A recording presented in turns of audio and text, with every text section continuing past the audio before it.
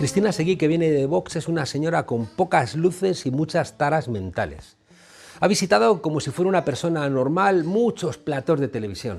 Igual que sigue haciéndolo Eduardo Inda, o Carlos Cuesta, o Jiménez Los Santos, o Javier Negre, o En Trampas Aguas, junto a tantos otros mercenarios de la extrema derecha que pueblan las tertulias. Esta señora, con más imprudencia que reflexiones y lecturas, ha colgado un vídeo donde una voluntaria de la Cruz Roja consuela a un hombre negro que ha llegado a la costa y está desesperado llorando porque su amigo, que ha tenido peor suerte que él, está en la orilla, atendido por sanitarios que intentan salvarle la vida. Cristina Seguí, esta mujer que tiene la humanidad de una hiena, dice que el inmigrante al que llama ilegal está utilizando sexualmente a la mujer, aprovechándose de, dice, esta enferma, la turgencia de sus senos. Que es lo que haces, claro, cuando has estado a punto de ahogarte, estás asustado y tu amigo no sabe si va a vivir o a morir.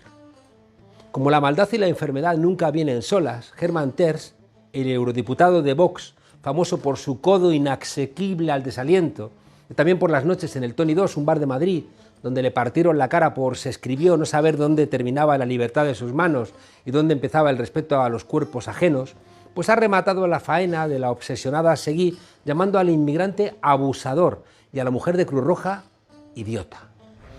La extrema derecha suele tener una relación con el sexo enfermiza, donde se cruzan los tabúes religiosos con esa obsesión por el poder y ese discurso sobre la virilidad que necesita someter a las mujeres para pensar que vales más de lo que realmente vales. La perturbación mental que muestran Cristina Seguí y Hermann Tertsch acompaña a Vox, claro. Su líder en Lleida fue condenado a 14 años y 3 meses de cárcel por abusos sexuales a 2 hombres con discapacidad. Rocío Monasterio, que puede, por cierto, ir a la cárcel a hacer compañía a Bárcenas y Rato por hacer trampas, de esas que luego además le pueden costar la vida a la gente, decía que la libertad es la libertad de mandar a los gays a terapia para que les curen la enfermedad del amor. La vinculación de la extrema derecha con el sexo, la cocaína, el exceso de alcohol, el desparrame, los abusos, la dominación o el consumo de prostitución está documentada en la Italia de Mussolini, en la Alemania de Hitler, en la España de Franco, en la Sudáfrica del apartheid o en la Argentina de Videla y los dictadores. Son siempre la otra cara de una idea de amor donde la mujer está sometida al hombre, cría hijos y nunca va a preguntar lo que hace el marido en el burdel o cuando está mirándose en el espejo de sus mentiras.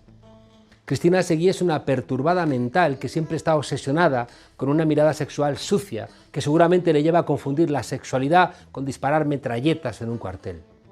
Hermann Tertsch es un desecho de alguien que alguna vez fue inteligente y que desperdició la vida abusando de él mismo y que hoy solo encuentra atención en los despojos humanos de la extrema derecha que abusan de momento de palabra de los que están por debajo de ellos. Por ejemplo, los inmigrantes que llegan en patera jugándose la vida. Esta gente de Vox, Seguí, Ortega Smith, Abascal, Monasterio, han poblado las tertulias diciendo sus barbaridades. Y Ana Rosa Quintana, y Risto Mejide, y Pablo Motos, y Carlos Herrera, y Isabel San Sebastián, y Carlos Cuesta, les han blanqueado, a ellos y a los que piensan como ellos, para que hoy puedan decir que un hombre roto, que llora porque tiene miedo y porque su amigo puede morir, en el fondo lo que está haciendo es tocándole los pechos a una voluntaria que intenta consolarle. Cuando alguien dice esto, no quiero ni imaginar qué pensará que habría que hacer con esta gente agolpeada. Quien trate a la extrema derecha como otra opción política más, está hundiendo la democracia. Y la democracia tiene derecho a defenderse. Bienvenidos a la frontera, desobedientes.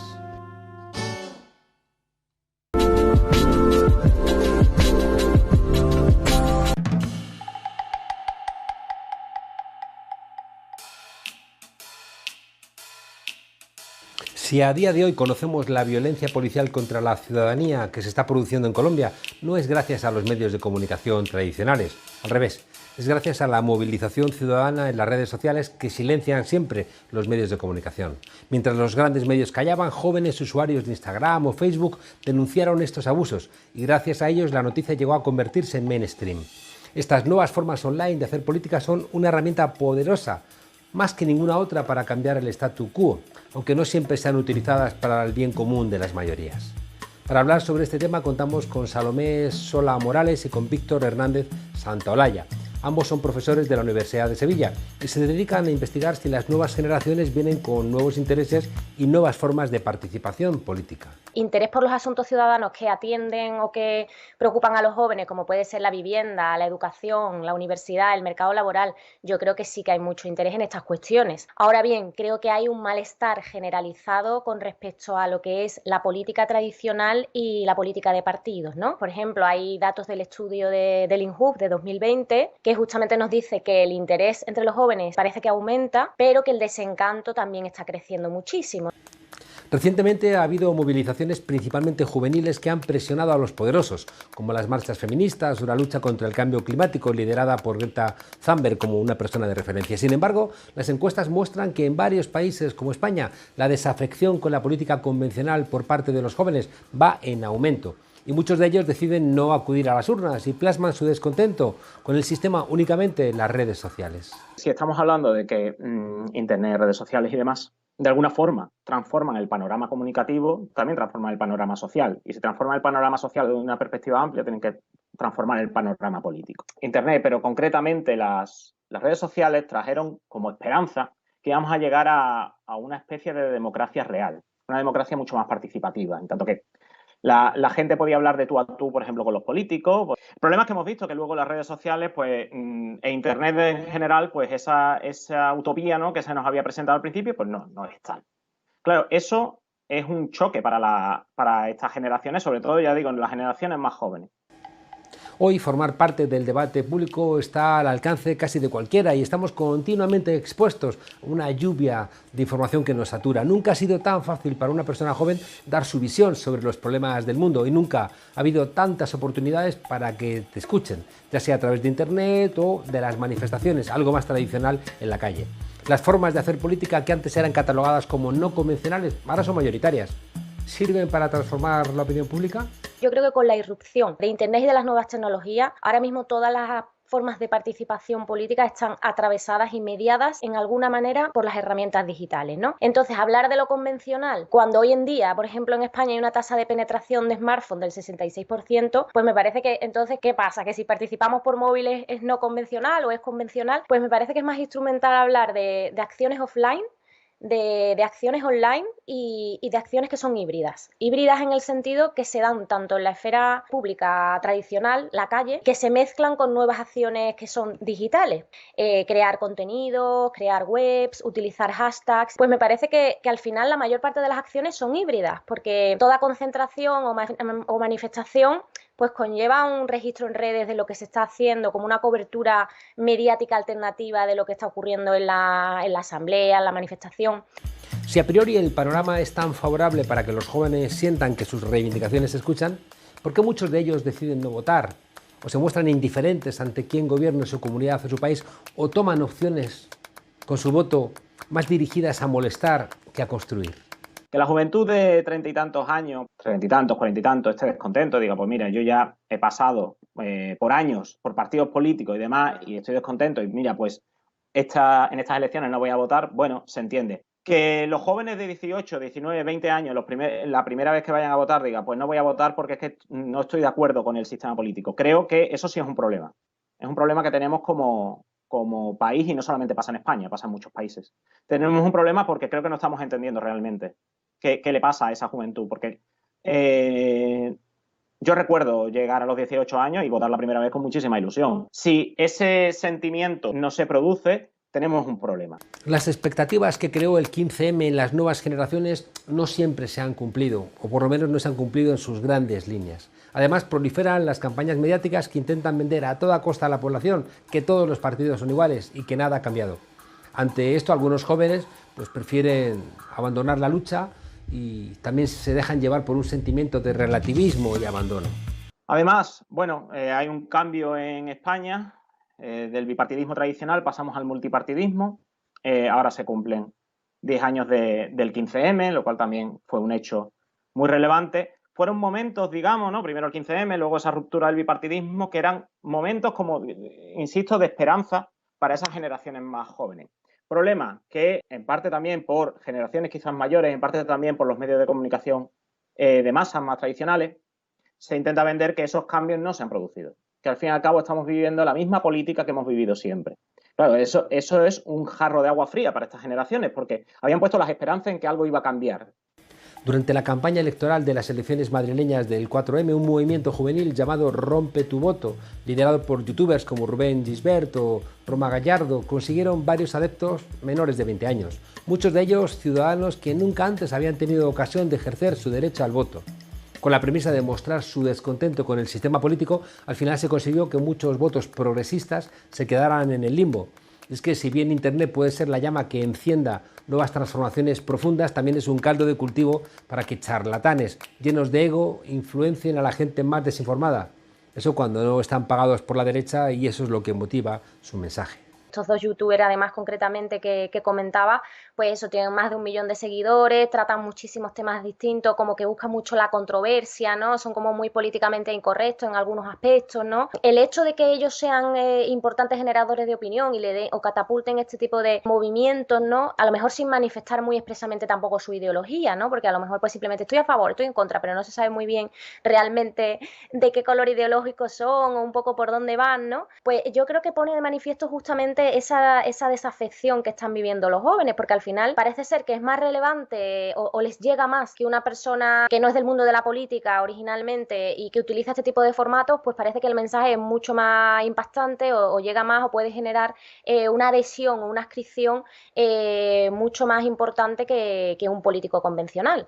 Las fake news fueron fundamentales para que Trump llegara al poder en su día, y los bulos de Facebook o de Twitter son una parte imprescindible de las campañas políticas de la extrema derecha, en España obviamente de Vox. Es importante promover una conciencia crítica y dar herramientas a los jóvenes para no caer ante discursos bien presentados que en el fondo esconden ideas que son reaccionarias. De alguna forma ellos pretendían que el abstencionismo fuese total. Obviamente, si el abstencionismo es total, ahí sí se produce un cambio. Si el abstencionismo al final lo sigue un porcentaje mínimo de la población, lo que estamos haciendo es que a determinados partidos pues les estamos favoreciendo frente a otros partidos. Y el movimiento, bueno, es totalmente lícito que lo lleven a cabo. El problema es que lo sigan personas que no se estén formando, que no estén entendiendo realmente qué están consiguiendo con esa abstención o con ese voto nulo, con ese voto en blanco o con votar a un determinado partido u otro. Y que simplemente lo hagan porque suena bien. Obviamente yo he visto el spot y suena bien. Claro que suena bien, ¿no? Vamos a una democracia real. Vale, eso ya se reivindicó hace 10 años y se ha reivindicado muchas veces. La cuestión es cómo llegamos a eso, ¿no? Por desgracia, estamos en una sociedad donde atrae más el envoltorio que el contenido. Existen demasiados estímulos, demasiada información, y todo el mundo hace lo posible para conseguir su minuto de protagonismo, su minuto de oro, sus 15 minutos que decía Warhol. Ya no estamos en los tiempos donde uno era fiel a su partido y lo apoyaba siempre. Ahora los lazos de la comunidad política son cada vez más endebles, más líquidos, y algunos jóvenes van vagando en busca del siguiente movimiento que les dé explicaciones fáciles y que les permitan encontrar un lugar en el mundo con cierta tranquilidad. En el momento que alguien por ahí les capte la atención, además siendo un discurso en teoría atractivo para la juventud, ¿no? Porque un acto de protesta es rompedor, acabemos con el sistema, pues claramente va a generar muchísimas adhesiones en personas que estén, pues como decíamos, hartas, molestas o cansadas, ¿no? Y a lo mejor ni se molestan en preocuparse por cuáles son la ideología que esconden o las consecuencias que pueden tener este tipo de acciones. O sea, como que también hay una adhesión política muy, muy latente de, bueno, pues me adscribo a este grupo, ahora ya no lo sigo, o me hago de esta comunidad en Facebook y ahora me cambio de tal, o ahora sigo a este partido, ahora no lo sigo, ¿no? Como que también hay unos vínculos muy débiles, yo creo, con la política a día de hoy entre los jóvenes. Más allá de la iniciativa Rompe tu Voto, existen muchos movimientos sociales vibrantes como el ecologismo, el feminismo o la defensa de los derechos humanos con los que uno puede sentirse identificado y encontrar su lugar en el mundo. Es triste ver a un chaval joven diciendo orgulloso, pues yo soy abstencionista, cuando hay tantas cosas por las que merece la pena luchar, y el voto es la herramienta más fácil que tenemos para hacerlo. Quizá no sea condición suficiente, pero es condición necesaria. En una investigación que realizamos hace unos años con jóvenes, ¿no? Votantes españoles, hay muchos que no votaban, y cuando no votaban era cuando se sentían orgullosos, no cuando votaban.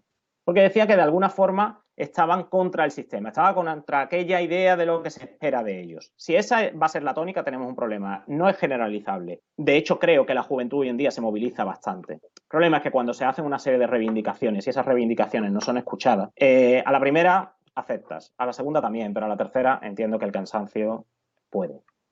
Las nuevas generaciones se caracterizan por haber tenido un colchón económico familiar que les ha proporcionado siempre seguridad y salud. Ese colchón existe gracias al esfuerzo inmenso de padres y abuelos, tanto en lo laboral como en lo político, y sin embargo tiene una contrapartida, pues esa seguridad puede provocar el autoengaño de sentir que somos invulnerables o que la política no tiene ningún efecto ni positivo ni negativo en nuestras vidas, porque hay una suerte de automatismo en el desarrollo social.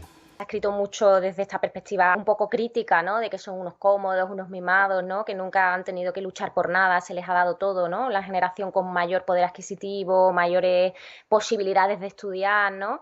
Y bueno, yo creo que también ese topetazo con la realidad de la crisis, ¿no? De encontrarse ahora con desempleo, en situaciones de pocas expectativas de futuro, ¿no? Como siempre hemos tenido sanidad pública, educación pública, todo gratis, no se nos ocurre valorar que si algún día esto dejamos de tenerlo, puede ser durísimo, ¿no? Porque parece que lo tenemos regalado y que nunca nadie nos lo va a quitar, ¿no? Pero yo creo que también tiene mucho que ver con el sistema educativo, ¿no? O sea, no solamente son responsables los jóvenes, el escenario en el que han crecido, quizá la falta de ideales o la imposibilidad de haberles generado este tipo de conciencia más crítica, yo creo que hay que conectarla también un poco con la sociedad general. Programas de infoentretenimiento enormemente populares, como La Sexta Noche o Al Rojo Vivo, tienen una gran función de difusión e información, pero también conllevan el riesgo de que la gente, en especial los jóvenes, se tomen la política como si fuera un juego, un espectáculo. Debemos crear discursos y adoptar medidas políticas que convenzan a los jóvenes de que la política es la herramienta más útil para cambiar la realidad. Que no podemos demonizar a la juventud como que no participa de la política, porque de alguna forma también ellos se lo van a creer.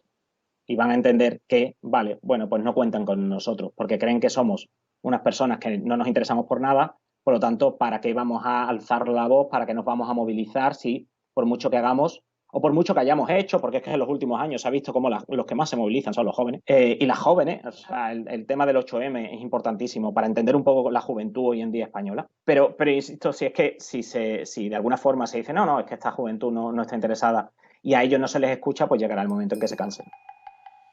Los jóvenes son mucho más vulnerables de lo que a veces piensan, y el error de asumir la identidad que ofrece la extrema derecha es como ser náufrago y para paliar la sed beberte el agua del mar. En la vida, ya seas tú o alguno de tus seres queridos, van a encontrarse tarde o temprano con situaciones problemáticas, donde tienes que pedir ayudas para el alquiler, necesitas un buen seguro de paro, necesitas abortar, tener a un familiar sufriendo que desea morir, padecer una enfermedad rara que requiere de recursos de investigación o simplemente estudiar en condiciones dignas. Y cuando te encuentras en una situación así, desaparece esa mirada frívola y notas que el partido que está en el gobierno es quien puede joderte la vida o ayudarte a que todo sea un poquito más fácil. Votar es solo el inicio, es un paso. Es condición, ya digo, no suficiente, pero sí necesaria, es fundamental. Por eso el poder nunca quiere que puedas decidir tu voto de una manera muy informada. La empatía es la única vacuna contra la guerra de todos contra todos, de esta economía infernal y de una derecha que cree que odiando ya te vas a dar por satisfecho. El mejor lugar para una persona joven sigue siendo militar en alguna organización que despliegue la democracia, la alegría, la solidaridad, sea un partido, sea un grupo de teatro, un grupo de poesía, pero militar, con conciencia. Los que te dicen que toda la política es igual te quieren entretenido porque no te quieren comprometido.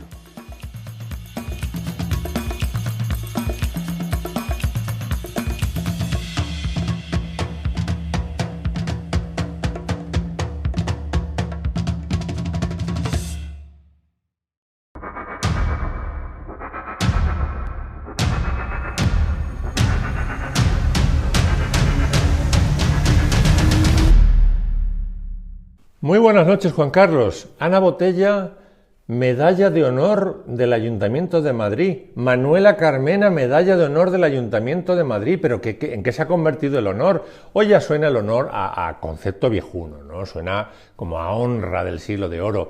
A mí me suena a comedia coñazo de Calderón de la Barca. O también a demanda temeraria de Arturo Pérez Reverte. ¿Tú sabes, Juan Carlos, que Arturito demandó una vez por honor, como si fuera D'Artagnan, ¿no? El honor, l'honneur, como se diga.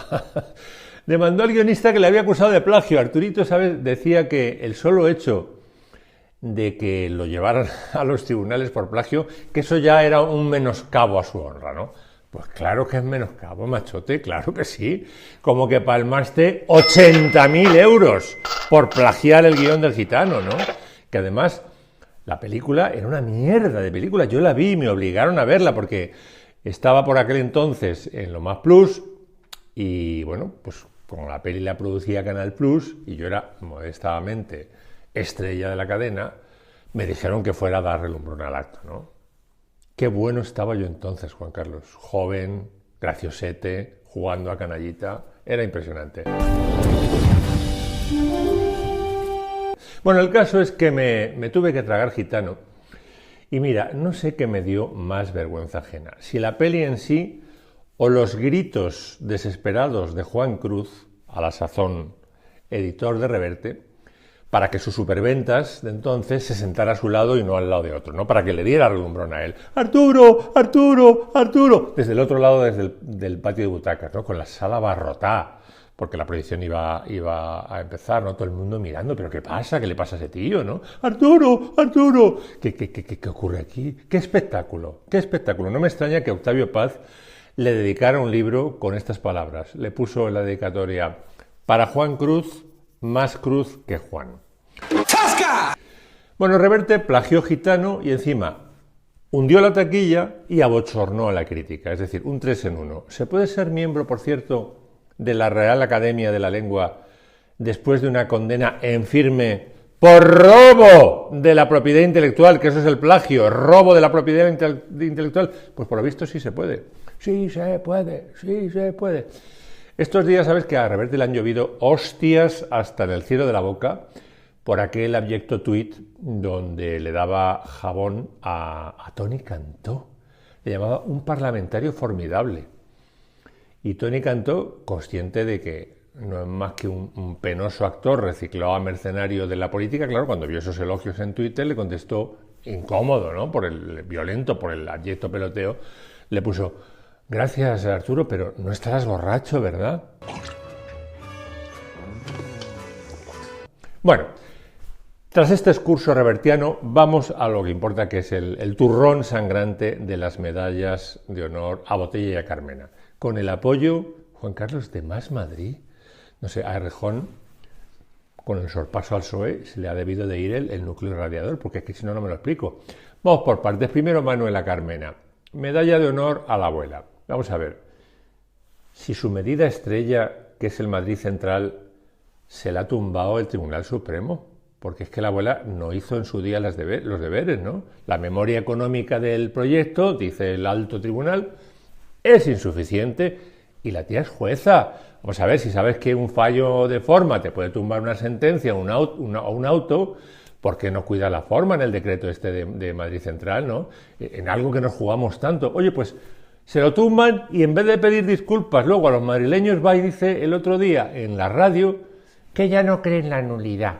Solo le faltó decirlo, ¿sabes? Mientras mojaba la magdalena esa que hacen en café con leche, ¿no? A mí es que esto de la nulidad no me acaba de convencer, ¿eh? ¡Pum! Medalla de honor. ¡Bingo!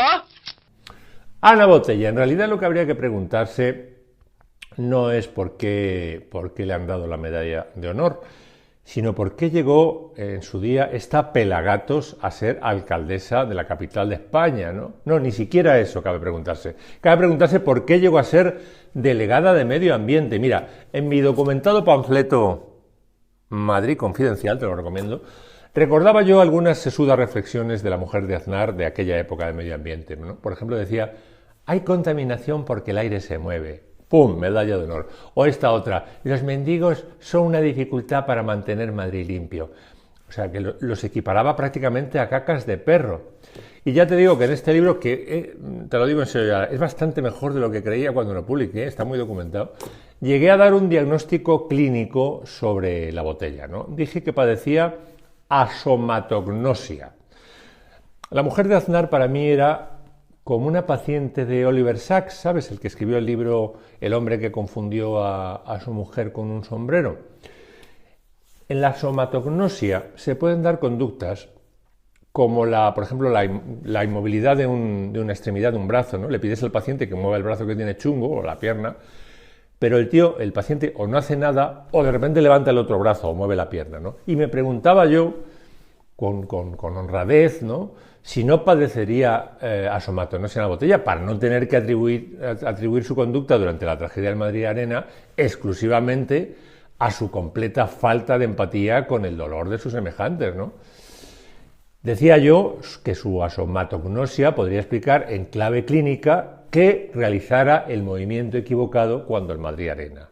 Es decir, con 3 adolescentes en el depósito de cadáveres, que luego fallecerían otras 2 además, ¿te acuerdas?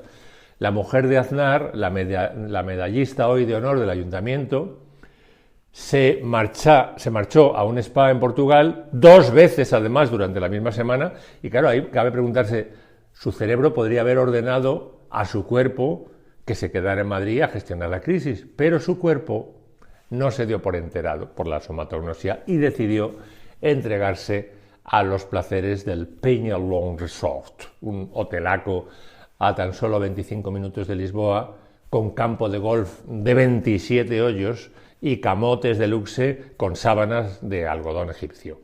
Así que eso de relaxing cup of café con leche en Plaza Mayor, no. Relaxing spa y hotel de lujo es mucho mejor. Relaxing spa y hotel de lujo es mucho mejor.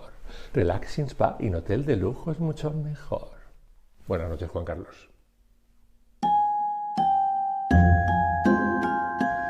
Señoros y señoras del Partido Socialista Obrero Español, ¿Cristina Ortiz la Veneno era un hombre o una mujer? ¿La actriz Viviana Fernández es un hombre o es una mujer? Más difícil todavía, ¿su compañera de partido Carla Antonelli es un hombre o una mujer? Si las respuestas se acercan a la idea de progreso que debiera defender un partido que se denomina socialista, ¿por qué le han hecho el juego al PP y a Vox?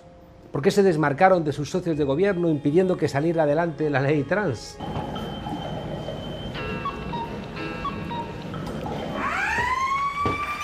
Según los socialistas, se abstuvieron para impedir su posible impugnación. Vamos, como en el referéndum de la OTAN, de entrada no, pero de salida, pues de salida menos. Ahora, en interés de la ley trans, pues la tumba el PSOE antes de que lo haga la derecha. ¿Por qué no vas a vender armas? Si no lo haces tú, lo va a hacer otro. Y así, con esa argumentación, hasta que el PSOE y el PP vuelvan a parecerse demasiado. Siempre es lo mismo. Pero es que ya no cuela. Se declaran republicanos, pero luego dan la cara por un rey que se deja querer por militares franquistas. O defienden la república al tiempo que impiden que se investigue a la familia real. O se dicen socialistas, pero se desmarcan de la regulación de los alquileres que dicen que es un bien de mercado. O se dicen ahora feministas, pero lo de la gente trans... El sí pero no del PSOE suena a lo que había en ese partido antes de que llegara Sánchez diciendo no es no y esgrimiendo un discurso de izquierdas. Y tengo que reconocerle que sería un presidente del gobierno que no dormiría por la noche. ¿No le da miedo al PSOE votar al lado de los que consideran a la homosexualidad como una enfermedad o un pecado?